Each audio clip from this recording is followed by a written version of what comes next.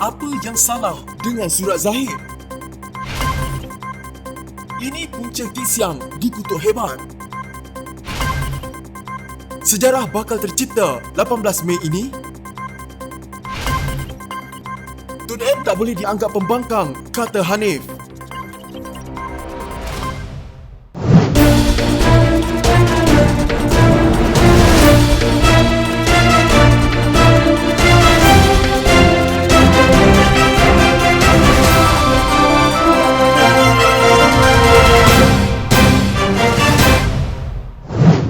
Anggota Parlimen Pengerang Azalina Osman Said menyifatkan tidak ada salahnya surat yang dihantar Presiden UMNO Ahmad Zaid Hamidi kepada Perdana Menteri Muhyiddin Yassin bagi meminta jawatan untuk beberapa pemimpin UMNO. Kata Azalina, surat itu hanyalah satu permintaan penuh hormat daripada Zahid buat Muhyiddin. Lebih-lebih lagi UMNO juga merupakan parti komponen dalam Perikatan Nasional yang menerajui negara kini. Saya dah baca kandungannya surat itu dan terus terang, saya tak nampak apa-apa yang salah dengan surat itu. Ia hanya surat penuh hormat dari seorang pemimpin parti kepada pemimpin parti yang lain. Sudahnya kami ini rakan segabungan. Jadi nak bincang dengan siapa lagi perkara macam ini kalau bukan sesama kami? Soalnya dalam satu kenyataan di Facebook, Azalina berkata demikian sebagai mengulas mengenai artikel DH yang berjudul UMNO desak untuk lebih banyak jawatan dalam kerajaan yang turut dikepilnya dalam hantaran itu. Laporan itu menyorot surat Zahid kepada Muhyiddin yang tersebar 17 April lalu meminta pertimbangan jawatan buat 4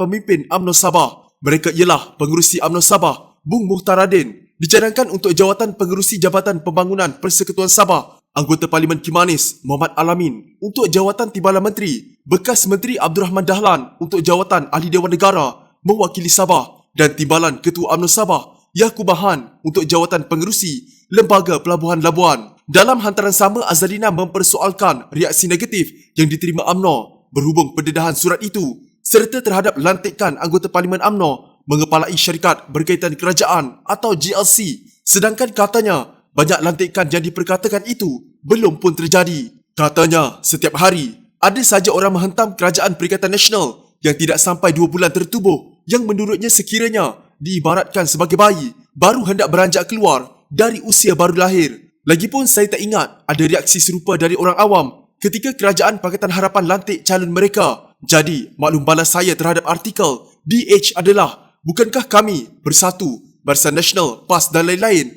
rakan dalam gabungan kerajaan? Tidakkah kami UMNO memiliki hak untuk meminta agihan yang adil dalam pentadbiran? Adakah kami rakan hanya pada nama, tapi tidak pada pelaksanaannya? Ini adalah realiti politik. Atau apakah saya yang terlepas pandang? Katanya. Selain itu, Azalina turut meminta orang ramai untuk tidak memandang Barisan Nasional itu semuanya jahat. Kerajaan Barisan Nasional dah terajui negara untuk 61 tahun.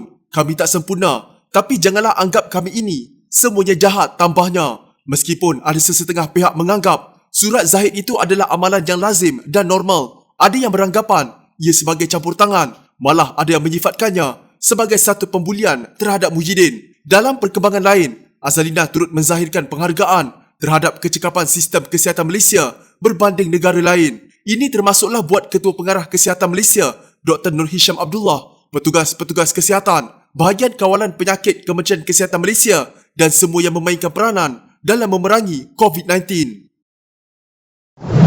Bekas Perdana Menteri Datuk Seri Najib Tun Razak menyindir penasihat DAP, Lim Kit Siang, yang meminta Menteri Kesihatan mengamalkan penjarakan sosial ketika melakukan sidang video. Menyifatkan ahli politik veteran itu tidak mahu mengalah dalam mencari kesalahan Menteri-Menteri Perikatan Nasional, Najib dengan nada sarkastik meminta Kit Siang mengajar cara untuk mengamalkan penjarakan sosial semasa sidang video. Uncle faham video conferencing itu apa benda tak? Boleh Uncle ajar bagaimana hendak melakukan penjarakan sosial semasa video conferencing? Satu dunia hendak belajar daripada kebijaksanaan Uncle. Dr. Adham, lain kali duduk jauh sedikit dari skrin, okey? Katanya dalam satu hantaran di Facebook. Sebelum ini, Ahli Parlimen Iskandar Puteri itu dalam satu hantaran di blognya mentertawakan kesilapan Datuk Seri Adham Baba yang tersasul menyebut 500 wakil negara sebagai 500 negara. Malah apa yang lebih memelikkan apabila Kit Siang menyatakan tindakan Adham bertemu dengan 500 wakil dari pelbagai negara itu dalam satu sidang video telah melanggar peraturan paling utama dalam membendung wabak COVID-19, iaitu penjarakan sosial. Malah Kit Siang turut meminta Menteri Kesihatan itu meletakkan jawatan. Untuk rekod, sebelum ini Ahli Parlimen Iskandar Puteri, Lim Kit Siang percaya bahawa Ketua Pengarah Kementerian Kesihatan, Dr. Nur Hisham Abdullah, lebih sesuai menjadi Menteri Kesihatan. Lim membuat kenyataan itu selepas Menteri Kesihatan, Dr. Adham Baba, sekali lagi mengundang kritikan susulan kenyataannya berhubung 500 negara. Ramai yang akan setuju, bukan sahaja dalam negara, tapi juga luar negara, sekiranya Nur Hisham menggantikan Adham sebagai Menteri Kesihatan, kata Lim dalam kenyataan media. Lim merujuk kontroversi kenyataan Adham sebelum ini yang menyebut beliau membuat persidangan video dengan Pertubuhan Kesihatan Dunia WHO yang terdiri daripada 500 negara. Kenyataan Adham itu menjadi bahan jenaka di media sosial dan mendapat kritikan. Adham kemudian menjelaskan bahawa beliau salah sebut dan sebenarnya ingin mengatakan 500 peserta. Bagaimanapun Lim membidas penjelasan Adham. Untuk mesyuarat lebih 500 peserta, ia akan melanggar peraturan penting dalam musim COVID-19 iaitu penjarakan sosial. Adham perlu berikan perincian dan buktikan sidang video itu yang didakwa melibatkan 500 peserta. Jika tidak boleh berbuat demikian, mungkin dia patut letak jawatan, katanya. Adham sebelum ini menjadi trending di media sosial dan merupakan carian paling popular di Malaysia berdasarkan data Google. Menurut Google Trends, lebih 10,000 carian yang mempunyai kaitan dengan menteri berkenaan. Kontroversi terbaru melibatkan Adham itu hadir kira-kira sebulan selepas beliau dikecam kerana mencadangkan bahawa minum air suam dapat mencegah jangkitan COVID-19. Sejarah akan tercipta pada 18 Mei ini apabila Dr. Mahathir Mohamad akan duduk di blok pembangkang ketika sidang Dewan Rakyat bersambung semula. Perkara ini disahkan oleh dirinya sendiri dalam satu kenyataan kepada The Star.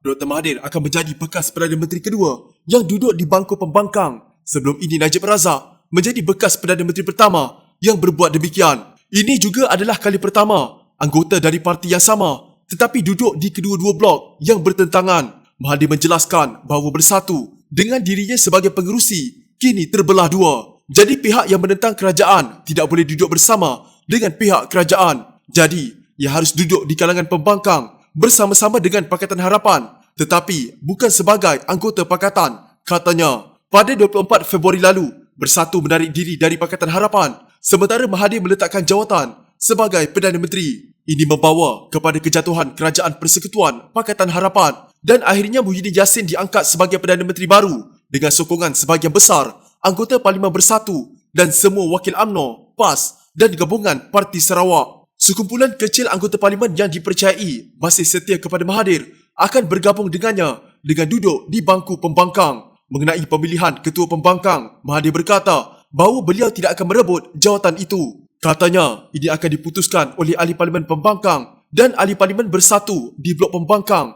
akan menerima sesiapa yang dilantik sebagai ketua pembangkang.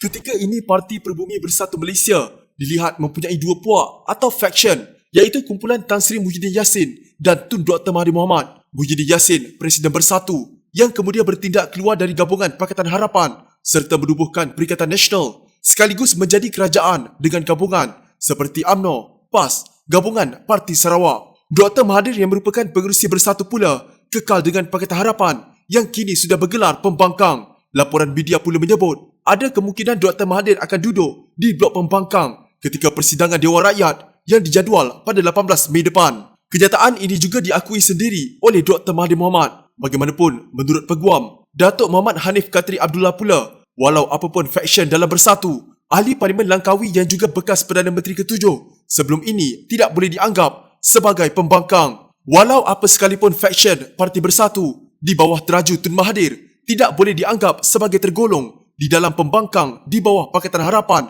sama sekali. Sesungguhnya hakikat ini adalah yang sebenar setakat ini disebabkan mana-mana perubahan lanjut pendekatan para pemimpin berkenaan cuma boleh dilaksanakan apabila isu dalaman parti dapat dibincangkan oleh pucuk pimpinan Parti Bersatu. Itu pun selepas diangkat halangan pergerakan aktiviti mesyuarat maupun perimpunan parti yang dikenakan oleh pendaftar pertubuhan sejak 16 Mac 2020 itu yang dijangka selepas selesainya gejala COVID-19 kelak, tulisnya dalam laman sosial Facebook. Sebelum ini Dr. Mahathir mendakwa bahawa Parti Bersatu dengan dirinya sebagai pengerusi kini terbelah dua. Jadi pihak yang menentang kerajaan tidak boleh duduk bersama dengan pihak kerajaan. Jadi ia harus duduk di kalangan pembangkang bersama-sama dengan Pakatan Harapan, tetapi bukan sebagai anggota pakatan, jelas Dr. Mahathir.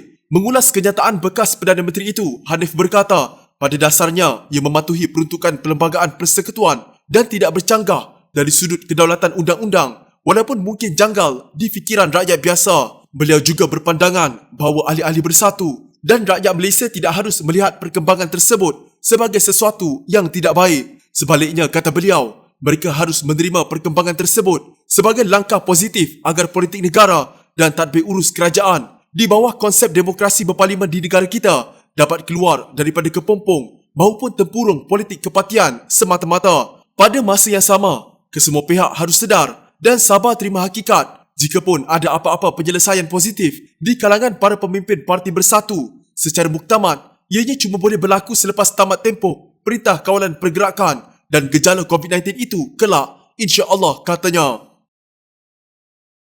Jika anda mempunyai gejala seperti demam, batuk dan sesak nafas, jangan berlengah untuk terus ke klinik atau hospital bagi menjalani ujian saringan bersama kita tangani wabak COVID-19.